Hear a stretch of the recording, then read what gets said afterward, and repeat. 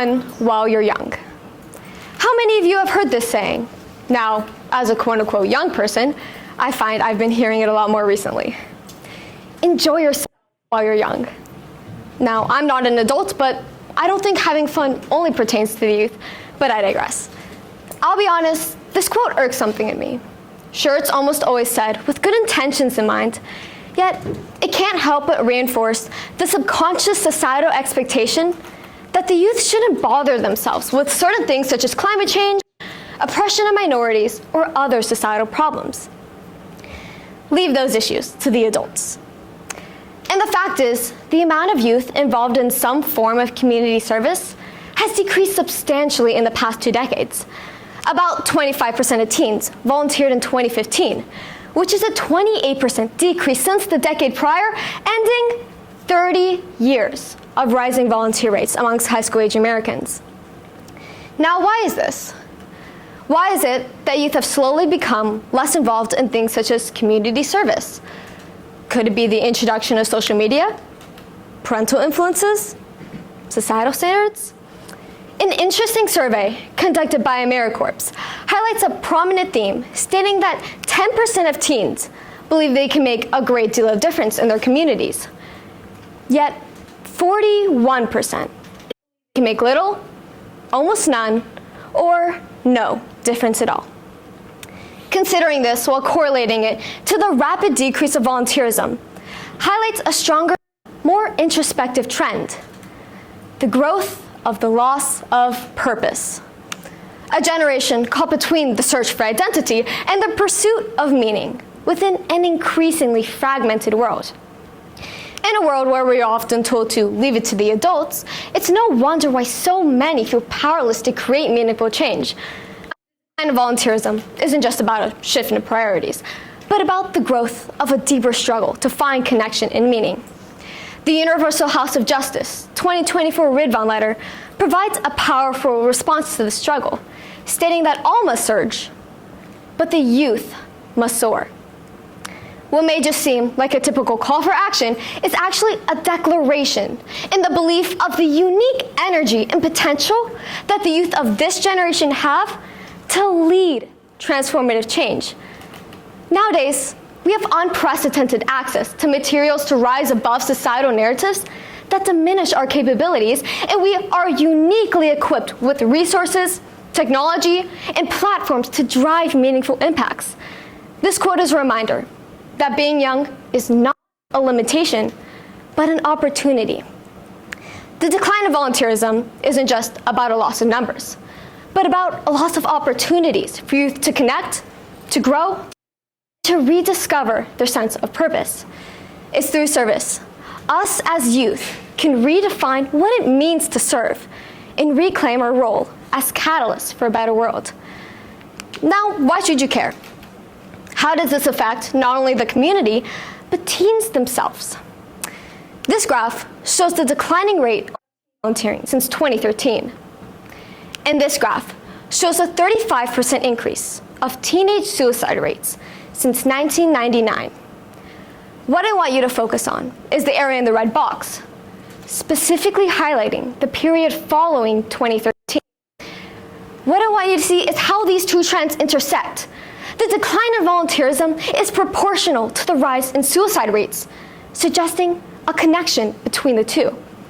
It's no doubt that rising academic pressures, isolating effects of social media, and the growing demands of a hyper-competitive society fuels these statistics. However, this isn't just a surface-level realization. It's a reflection of how disengagement from our communities, coupled with a growing loss in our confidence in our ability to create change, leads to a growing sense of isolation. Isolation breeds hopelessness, which in turn discourages action.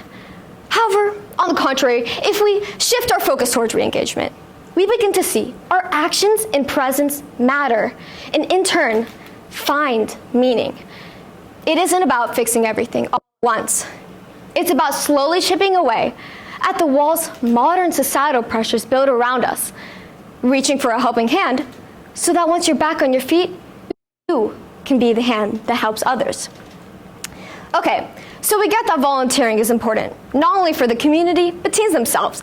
So apart from the emotional and social benefits, let's consider the tangible impact that service has. Volunteerism isn't just an abstract concept, it's a measurable force that drives communities forward. To illustrate this, consider the staggering economic value of volunteerism. According to the US Census, volunteerism has an economic value of over 184 billion US dollars. Billion. Now, to add to the insanity of that number, let's introduce the fact that that was over the course of a single year in 2023. That's more than half of the entire revenue of Apple in that same year. That amount is unfathomable. And you may be thinking to yourself, that's a crazy number. What more do we need? However, it's not about settling for what's already been accomplished or thinking about what we could do with that already existing money. It's about striving to reach our true capacity, because as impressive as that number is, it's not our limit. It's a glimpse of what's possible, and we owe it to ourselves and future generations to aim higher, to do more, and to ensure that no opportunity for positive change is left unrealized and unacted upon. Because if that's what a quarter of our society can accomplish, what can we do with each individual united and working together? This immense capacity doesn't just rely on numbers alone, but the driving force behind those numbers. When we look at the staggering contributions volunteers make, it's easy to focus on the big picture. But behind every single statistic is a person making a choice to contribute. Now, everyone, high schoolers, parents, teachers, I want you to look back at your high school years. How much of the service you participated in was for school? How much was a requirement you had to meet or prerequisite? How much was simply for the urge to do good without any alternate motive? Motive is everything. Motive is what carries a habit from high school to college, then throughout your whole life. Motive is asking yourself, why am I doing this? And it's when we ask ourselves the cause behind our actions that we uncover passions to guide purposeful service. Maybe you volunteered at a food bank because your school needed service hours. However, along the way, you found joy in seeing the gratitude on people's faces, and you realized the impact you could have on your community. Or maybe you helped organize a community cleanup and discovered a love for preserving the environment. These aren't just tasks to cross off a checklist. They're opportunities to become part of something larger than yourself. When we reflect on the why behind our actions, we begin to see what truly resonates with us and how we can align our passions with action. Okay, so let's go back to the issue of the rapid loss of purpose amongst today's youth. How do we combat this growing disconnection? Well, as one of the greatest leaders in the history of humanitarianism, Mahatma Gandhi once said, the best way to find yourself is to lose yourself in the service of others. And it's the youth of this generation who needs this finding of self the most. Youth who now have the internet at their fingertips. Youth who now, more than ever, have the capability to serve for the betterment of humanity as a whole, more than we'll ever get to know. For a generation overburdened with social media, constant comparisons, and mounting societal pressures, service offers something unique.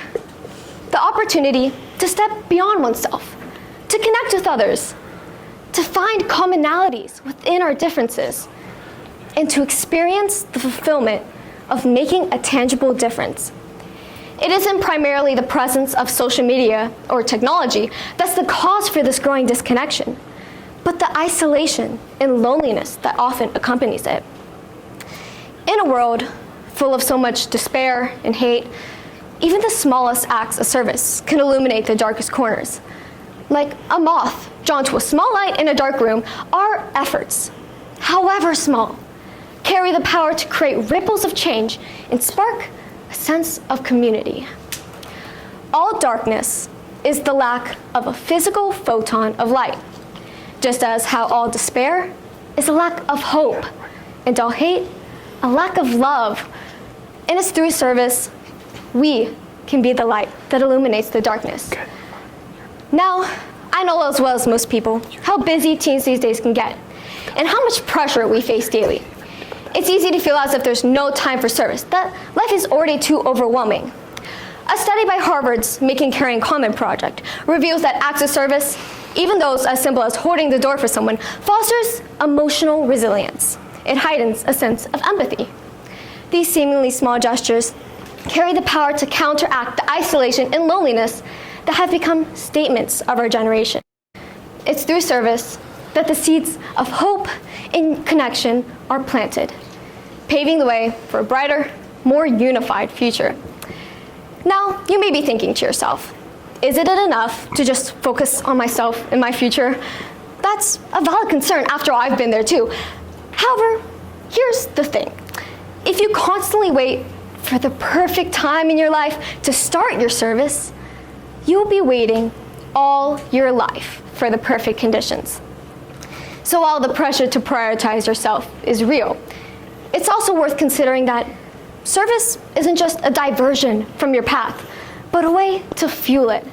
Rather than seeing it as a distraction from your journey of self-growth, service elevates and enriches it, offering experiences that can shape who you are and who you aspire to be. So, with this in mind, consider that maybe now, in the midst of all this busyness, is the best time to act. Because let's be real, there's no easy time in a person's life, and there's no easy time to start serving your communities. But we can't let that deter us from taking action, especially the youth. So I urge you, everyone, whether you're a student like me, or parent or teacher, to take action and get involved. Because when a perfect time doesn't exist, the perfect time is now. Thank you.